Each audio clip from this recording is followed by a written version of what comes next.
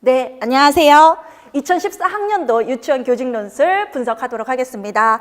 자, 저희가 279페이지부터 나갈 차례죠. 네, 교직 논술이요. 280페이지부터 시작되고 있는데요. 문제 한번 보시겠습니다. 오늘날 유치원 교사들은 교육 현장에서 다양한 직무 스트레스를 겪고 있다고 합니다. 초행교사, 정교사가 겪고 있는 직무 스트레스 유발 요인을 인간관계 측면에서, 직무 여건 측면에서 각각 논하라라고 되어 있고요. 두 번째, 정교사의 직무 스트레스가 교사 자신과 유치원에 미치는 부정적 영향을 대화 속의 사례와 관련지어 각각 두 가지씩 논하라라고 되어 있습니다. 세 번째, 정교사가 직무 스트레스에 적절히 대처할 수 있는 방안을 교사의 자기관리 능력 개발과 문제 해결 능력 개발 차원에서 각각 두 가지씩 논하라라고 했습니다. 자, 유치원 교직 논술 다시 가시겠습니다. 서론, 본론, 결론으로 나뉘어지죠. 역시나 배점에 보시면 2014학년도도 논술의 내용이 10점이었습니다. 본론이 10점이죠? 죄송합니다. 본론이 10점에 해당이 되었습니다. 자, 서론 1점, 결론 1점, 총 12라는 숫자가 나오죠? 이 12를 1200자를 12로 나눠야 된다라고 말씀을 드렸습니다. 그래서 1점당 100점에 해당이 되고요. 100자가 해당이 되고요. 10점이면 1000자, 그 다음에 결론 100자 이렇게 해당이 된다라고 말씀을 드렸죠. 자, 본론이요. 1, 2, 3으로 나눠집니다. 자, 1에 해당되는 거 직무 스트레스 유발 요인이 2점이고요. 본론 2에 해당되는 거 제가 지금 배점을 보고 있습니다. 배점에 직무 스트레스가 교사와 유치원에 미치는 부정적 영향 4점. 그 다음에 자기관리 능력 개발과 문제 해결 능력 개발 차원에서의 직무 스트레스 대처 방안 4점. 그러면 1000자가 2점, 4점, 4점으로 나눠지니까 분량도 그렇게 배분하셔야 된다고 말씀을 드렸죠. 그래서 이게 200자, 이게 400자, 400자로 나눠집니다. 단락은 본론, 서론 하나, 본론 1, 2, 3 하나씩, 각각 하나씩, 결론 하나. 단락은 총 5개가 나옵니다.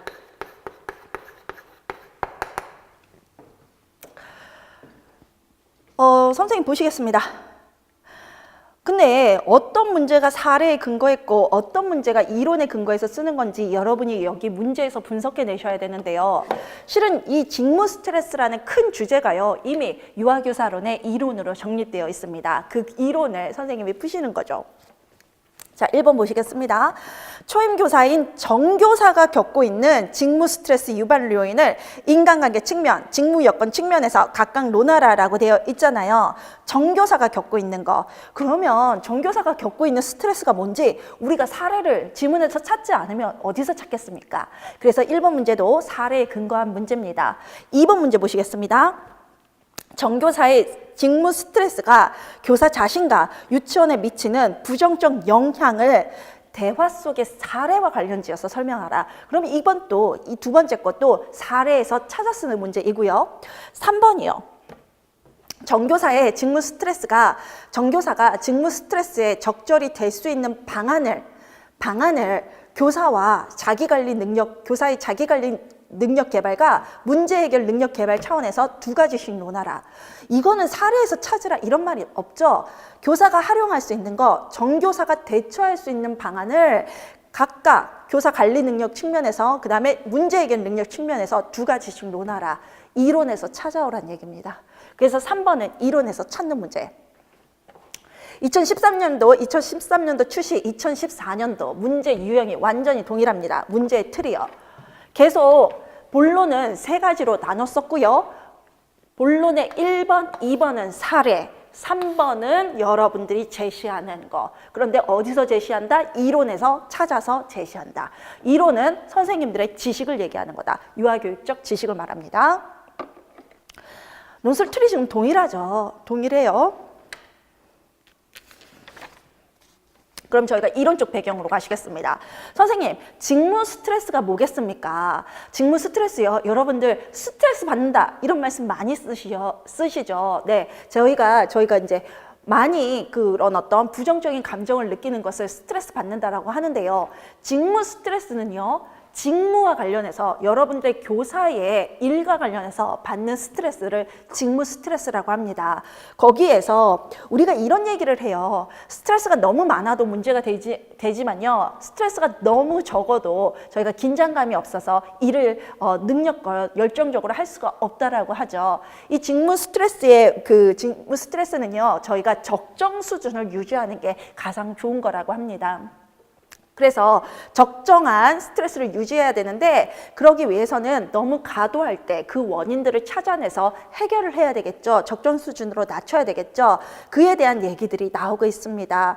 그래서 스트레스를 조절하는 걸 저희가 관리라고 해서요. 거기에 보시면 282페이지에 직무 스트레스 관리가 나오고 있죠. 그러한 관리 전략 한번 보시겠습니다. 개인적인 차원에서 스트레스를 관리하는 전략이 있고요. 조직적 차원에서 관리하는 게 있는데요. 개인적인 차원에서는 교육적인 전략, 신체적 전략, 사회적 전략, 서적 전략, 환경 전략, 정신적 전략들이 사용되고요.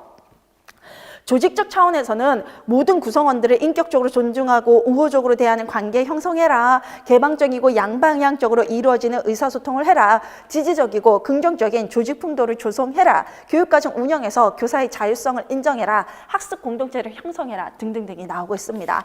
아까 저희가 이런 직무 스트레스에 대처할 수 있는 방안, 자기 관리 능력 문제, 능력 개발, 문제 해결 능력 개발에서 논하라 그랬죠. 거기에 그때 바로 활용할 수 있는 지식이 직무 스트레스 관리 전략입니다. 스트레스 유발 요인과 조절 전략이 나오는데요. 일단 유발 요인을 보시겠습니다. 시간 부족, 과다한 업무, 그 다음에 두 번째가 수행 계획 및 실행이 있고요. 세 번째가 자료 부족 및 환경의 문제가 있고요. 네 번째가 인간관계, 그 다음에 평가를 받으려고 긍정적인 평가를 그러니까 누군가가 타인이 나한테 평가할 때 그게 또 스트레스로 작용될 수 있다고 합니다. 그러면 조절 전략은요. 각각의 동그라미 번호들이 이제 조절 전략이죠. 시간이 부족하고 업무가 너무 과다할 때는요. 모든 업무를 기록하시고요. 반드시 해야 되는 거, 그 다음에 아닌 업무를 분류하십니다. 그 다음에 업무의 우선순위를 매기는 게 있고요. 업무의 마감 날짜를 정하는 게 있습니다. 수행한 업무는 확인 표시를 한다라는 게 있네요. 두 번째. 수행 계획 및 실행이 있는데요. 수행 계획 및 실행을 세우는 그런 어떤 조절 전략에서는요. 자신이 할 수 있는 범위 안에서 계획을 세우고요. 수업 계획서를 구체적으로 작성한다라고 합니다. 동기 유발 및 수업 진행 과정을 기록 암기하고요. 유아들의 다양한 반응을 예상한다라는 게 있습니다. 또한 동료 교사들과 의논하는 것도 하나의 방법이라고 합니다. 자, 자료가 부족하고 환경의 문제일 때는요. 선생님들이 활용할 수 있는 방법은 기관에 있는 자료 중 활용 가능한 자료를 파악한다. 자료가 부족할 경우 유아들의 가정에 있는 자료를 활용한다. 자료를 제작할 경우 제작이 용이하고 효율적인 방법으로 제작한다가 있고요. 인간관계에서 스트레스가 많을 때는요. 유아와의 관계, 동료 교사와의 관계, 선배와 원관과의 관계가 있는데요. 자, 유아와의 관계에서 스트레스가 있을 때는요. 있을 때 있죠. 가끔 우리 유아들과 대화할 수 있는 시간을 갖거나 다양한 문제 해결 방안을 생각하고 적용해 보는 게 있다라고 합니다. 또한 동료 교사들과 이해관계에 부딪힐 때는요. 자신이 가장 자신 있고 서로 도울 수 있는 점에 대해서 논의한다가 있습니다. 그리고 어려운 점을 서로 의논하고 돕고요. 서로 협동해서 할 수 있는 일을 찾아보고 제안하는 것이 있습니다. 또한 선배 교사나 원장과의 관계에서 문제가 있을 때는요. 선입견을 갖지 않고요. 개방적인 자세를 먼저 갖도록 하시고요. 모든 일은 1차적으로 선배 교사나 원장과 의논합니다. 세 번째는 대화를 위해서 노력하고 대화 시간을 많이 갖는 게 있다라고 합니다. 자, 타인의 평가가 너무 스트레스를 줄 때는요. 조절 전략으로 동료 교사의 평가를 긍정적으로 수용하는 게 있고요. 자기 스스로 반성하고 평가하려고 노력하는 게 있는데요. 자기 스스로 반성하고 평가하는 거 우리 전문 용어로 반성적 사고라고 합니다. 이 반성적 사고를 하라는 게 나오고 있네요. 그럼 여기도 아까 저희가 3번, 하위 문제 3번이 대처 방안 쓰는 거 아니었습니까? 직무 스트레스의 대처 방안, 거기에 이제 조절 전략들을 활용할 수 있다라는 거죠. 그래서 그걸 적절히 응용해서 정교사에게 맞는 전략들을 제시해 줄 수 있으면 됩니다. 그렇다면 사례에서 찾아 쓰는 1번, 2번부터 저희가 지문에서 답을 찾아보도록 하겠습니다. 1번, 초임교사인 정교사가 겪고 있는 직무 스트레스 유발 요인을 인간관계 측면과 직무 여건 측면에서 각각 논하라 인데요. 정교사 한번 보시겠습니다.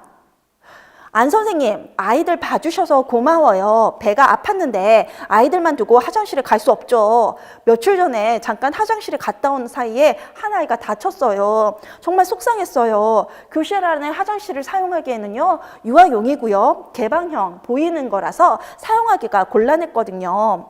그랬더니 안 교사가, 정 교사는 일단 초임이네요. 일단은 안 교사가 이렇게 얘기를 했어요.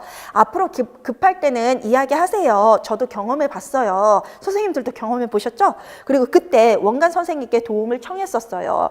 저도 원장 선생님께 도움을 청하는 방법을 가장 많이 사용했었는데요. 우리 정교사가 초임이다 보니까 원간 선생님께 매번 부탁드리는 게 부담스러웠나 봐요. 그런 대사가 있어요. 저는 화장실을 자주 가는 편이라서 교사회의 때 이 문제를 건의해 봐야 될 것 같아요. 라고 했는데 정교사가 겪고 있는 직무 스트레스 유발 요인이 직무 여건에서 지금 하나가 나왔어요, 선생님. 벌써. 뭡니까? 화장실 사용을 하고 싶은데 화장실 사용을 하려니까 나 혼자 우리 반 아이들을 다 책임지고 있더라. 그래서 내가 화장실을 가면 우리 아이들이 다치거나 요란스러운 어떤 사건들이 생길 수 있다. 그런데 도움을 청하기에는 원감 선생님밖에 없는데 원감 선생님한테 매번 부탁드리기가 부담스럽다. 이게 직무 여건 차원에서의 이 사람의 스트레스 아니겠습니까? 나왔습니다. 안 교사가 네, 그거 좋은 생각이에요. 정 선생님, 근데 오늘따라 너무 피곤해 보이세요. 라고 했더니 정 교사가 아, 그래요. 요즘 부모 면담 준비하느라 늦게까지 일하고 집에 갔어요. 우선 이것도 직무 여건상 문제네요. 지금 일이 너무 많아서 이 사람이 정시에 퇴근을 못하고 늦게까지 일을 하고 가네요. 그래서 그런가 봐요. 처음 하는 면담이라 부담이 많이 돼요. 실은 우리 반 학부모 한 분이 거의 매일 전화해서 이것저것 감섭하고 요구사항이 많은데요. 어떨 때는 꼭 저를 가르치시는 것 같아요. 전화 받고 나면 가슴이 쿵쾅거려서 일을 제대로 못하겠어요. 선생님, 여기 인간관계 측면에서 하나 나오고 있어요.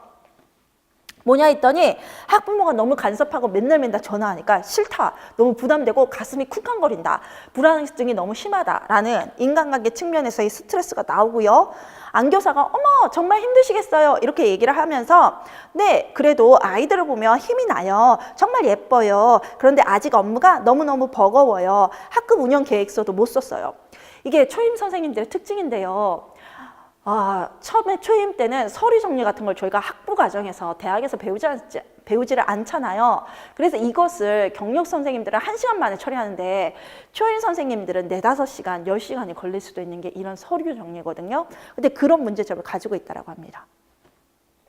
학부모 공개 수업에 부모 면담까지 준비하다 보면 도저히 작성할 시간이 없어요. 박 선생님이 생활 주제가 같다며 자료 준비를 자주 부탁하세요. 어머, 초임인 선생님에게 이 박 선생님이 수업 자료를 만들어 달라고 그런대요. 그것도 정말 싫겠네요. 네, 그게 또 나오고 있어요. 아무리 같은 자료라지만 부담이 돼요. 너무 본인 생각만 하시는 것 같아요. 거절하자니 관계가 나빠서 말도 못하겠어요. 어떨 땐 우리 반 자료 준비도 하기 싫어져요. 불편한 마음 때문에 애들한테 짜증내기도 하고요. 그럴 땐 많이 미안하죠. 이 선생님이 인간관계에서 겪는 스트레스가 또 나오고 있습니다. 뭡니까? 동료 교사인 박 교사가 자신에게 부탁을 하는 게 부담스럽다는 게 나오고 있고요. 또 하나 그로 인한 스트레스를 아이들에게 풀고 있기 때문에 아이들과 측면에서도 지금 스트레스가 유발되는 겁니다. 자기가 스트레스를 풀고 있는 거긴 한데 그런 상황에 또 본인이 또 반대로 미안하다라는 스트레스를 또 받고 있잖아요. 그래서 지금 유아, 학부모, 그다음에 동료 교사 모두가 지금 스트레스를 받고 있네요. 일반적인 상황이죠. 자, 그러면 직무와 관련해서도 했어요. 업무가 너무 힘들다라는 거예요. 공무 서류 처리하는 건 너무너무 힘들다라는, 계획서 쓰는 건 너무너무 힘들다라는 얘기가 나와 있어요. 그래서 안 선생님이 아 그런 일이 있었군요. 다가 모임 때 박 선생님께 솔직히 이야기하지 그랬어요. 정교사 지난 모임에 박 선생님과 얼굴 마주치기 싫어서 안 갔어요. 이번에 가서 이야기해 볼까 생각 중이에요. 라고 얘기를 하고 있습니다. 그럼 무슨 얘기예요? 이 선생님은 싫으면 얼굴 보기가 싫은가 봐요. 그래서 지금 피하고 있었다라고 하네요. 안 선생님이 그러세요. 어쨌든 이번 주면 힘든 일이 업무가 어느 정도 끝나겠어요. 기분 전환 또 할 겸 같이 등산이나 갈까요? 했더니 저는 방과 후 교사 교육이 있어서 못 가요. 또 교사 교육이 있다네요. 초임인데 제가 왜 이 일을 해야 하는지 모르겠어요. 지금 이 방과 후 교사 교육이 그거네요. 자신이 교육받는 게 아니라 교육을 하는 거예요. 방과 후 교사들에 대해서 일단 교육을 하는 것 같아요. 근데 초임인 내가 왜 하냐 이거예요. 지금 경력이 실력 있는 사람이 해야지. 초임이 왜 이걸 초임인 자기한테 맡기냐 그 얘기예요. 아프다는 핑계로 병가라도 내고 싶어요. 요즘에는 밤에 잠도 안 와요. 라고 했네요. 여러분들이 이번 출시에서 합격하시면 겪게 되시는 상황입니다. 선생님 인간관계 측면과 직무여건 측면에서 굉장히 많이 나오고 있죠. 한마디로 업무가 버겁다라는 측면, 또 하나는 인간관계가 원만히 풀어나가기가 어렵다는 것 두 가지로 나뉘어지고 있습니다. 그러면 하위 문제 2번으로 가시겠습니다. 하위 문제 2번. 정교사의 직무 스트레스가 교사 자신에게 미치는 부정적 영향을 대화 속 사례와 관련해서 각각 두 가지씩인데요. 교사 자신과 유치원에 미치는 영향이에요. 교사에게 미치는 영향은 뭐예요, 선생님? 가슴이 쿵쾅거려서 일 못한대요. 그러면 지금 정신적 스트레스가 육체적으로 나타나고 있어요. 그러면서 또 하나는요. 밤에 집에 못 가요. 업무가 너무 많아서 밤에 제대로 집에 가는 시간이 없는 거예요. 너무 늦게 가는 거예요. 그리고 밤에 잠도 못 자요. 개인 생활을 전혀 못하고 있다는 문제점이 있네요. 그 다음에 유치원에 미치는 부정적인 영향은 가장 첫 번째가 애들이요.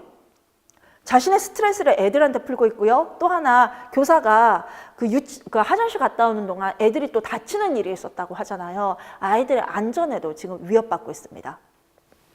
또 하나 유치원에 미치는 영향. 지금 뭐예요? 일이 너무 많아서 못 해내면 다른 선생님들도 힘들기도 한데 지금 이 선생님이 동료 교사와의 관계가 싫어서 유치원 모임 같은 걸 계속 피하고 있죠. 그럼 그 유치원 내에서 협동이 제대로 이루어질까요? 그것도 잘못돼서 그것에 대한 문제점도 나오고 있습니다. 그래서 애들한테도 혹은 동료 교사 관계한테도 유치원 전체에 안 좋은 영향을 미치는 거죠. 자, 모범 답안 보시겠습니다. 지금 굉장히 현장 선생님, 초임 선생님들이 겪는 상황을 굉장히 잘 묘사해 놨네요. 그런데 저렇게 초임 선생님이 겪는 스트레스가 2차 문제에서 면접 문제에서 응용되기도 해서 지금 2014년 논술은요. 선생님들이 공부를 잘 해놓으시면 2차에서 심층 면접에서 많은 도움이 되실 겁니다. 자, 2014학년도 예시답안 보시겠는데요. 2014학년도 문제의 가장 큰 주제는 직무 스트레스죠. 그래서 저는 직무 스트레스부터 서론을 시작했습니다. 그 직무 스트레스가 뭔지 먼저 설명해 주고요. 이것에 대해서 논하겠다라고 했습니다. 자, 직무 스트레스란 직무를 수행하는 과정에서 사람, 사물 혹은 사건으로 인하여 경험하게 되는 불쾌한 정서입니다. 이에 유아교사의 측면에서 직무 스트레스에 대해 논하고자 한다라고 되어 있습니다.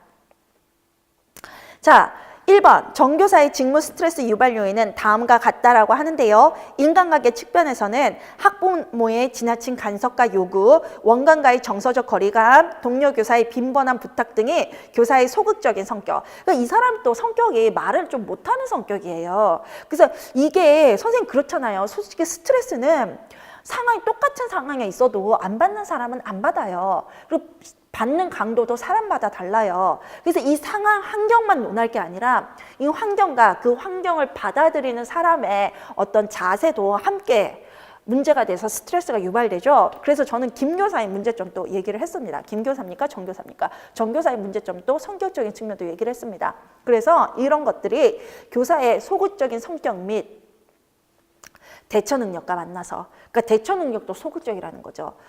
스트레스를 유발하고 있다라고 얘기를 했고요. 동그라미 2 쓰시고 그 다음에 직무 여건 측면에서는 대체 교사의 부재, 화장실에 가는 때 애들 맡아줄 사람이 없죠. 초임교사에 대한 지원부죠. 업무가 너무 많은데 그 업무를 지원해주는 사람이 필요하죠.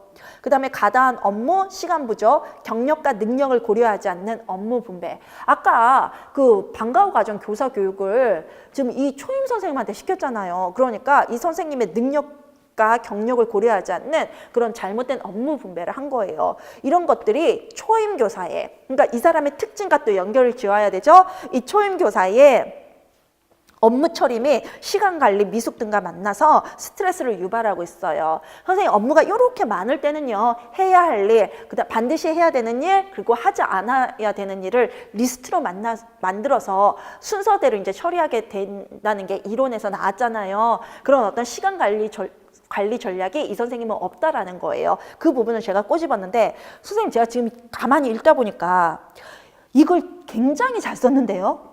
이거 제가 정말 이론을 이해하고 그다음에 이 쓰는 방식을 어떻게 써야 되는지를 잘 생각해서 직무 스트레스라는 게 환경에서만 유발되는 게 아니야. 그 환경을 받아들이는 사람의 성향에도 문제가 있어 라고 정확히 직무 스트레스를 연결해서 썼는데요. 제가 작년에 이걸 답안을 작성할 건데 2014학년도 예시답안은 지금 쓰면 이렇게 못 쓸 것 같아요. 그래서 굉장히 모범 답안으로 제시한 것 같거든요. 그래서 여러 번 한번 읽어보세요. 그 다음에 정교사 하위 문제 2번으로 가시겠습니다. 정교사의 직무 스트레스는 교사 자신과 유치원에 부정적인 영향을 미치고 있다. 동그라미 1번 학부모의 지나친 간섭과 요구는 교사의 정서적 불안 및 업무 능력의 저하로 이어지고 있다. 저하를 야기하고 있다. 그 다음에 초임 교사에 대한 지원 부족은 교사를 늦게까지 유치원에 남게 해서 충분한 휴식과 개인적인 시간을 갖지 못하도록 방해하고 있다.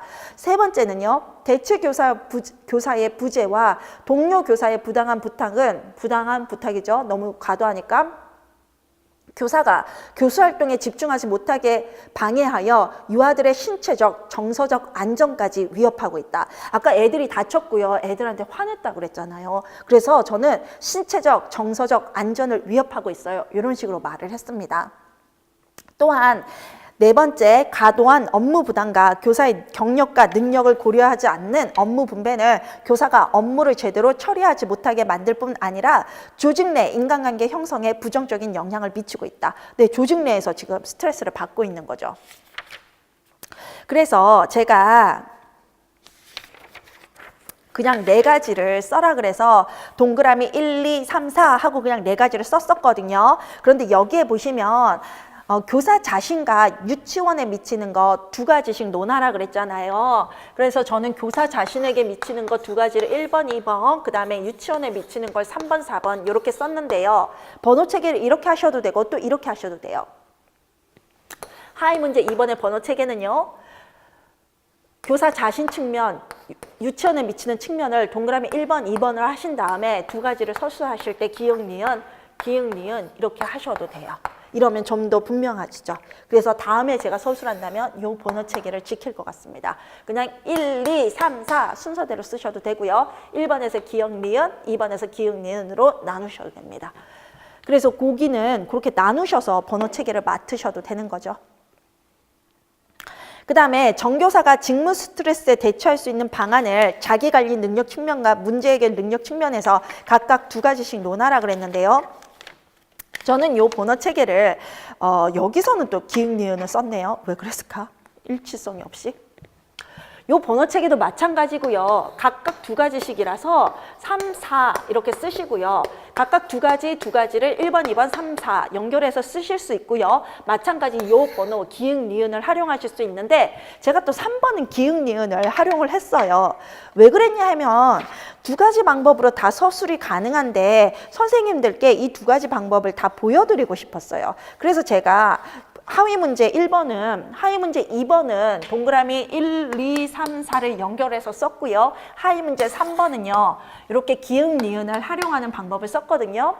근데 저는 선생님들께 이 두 가지 방법이 다 허용이 돼요. 이걸 보여드리고 싶어서 이렇게 했지만 실은요. 선생님들께서 답안을 작성하실 때는 이거나 이거 중에서 고르셔서 2번, 3번을 통일시키는 게 논리적으로, 체계적으로 보입니다. 그래서 둘 중에 제가 하위 문제 2번을 서술한 거나 3번을 서술한 두 가지 방식 중에 하나를 선택해서 서술을 하시도록 하십시오.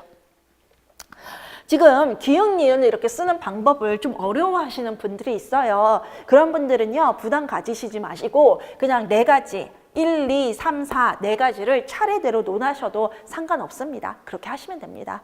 그 다음에 이제 기술적으로 좀 이렇게 기역, 니은 활용하는 걸 부담이 없으시고요. 그게 더 전문적으로 좀 보이긴 하니까 그렇게 하시고 싶으신 분들은 첫 번째 포인트, 두 번째 포인트에서 기역, 니은 분리하시기 바랍니다.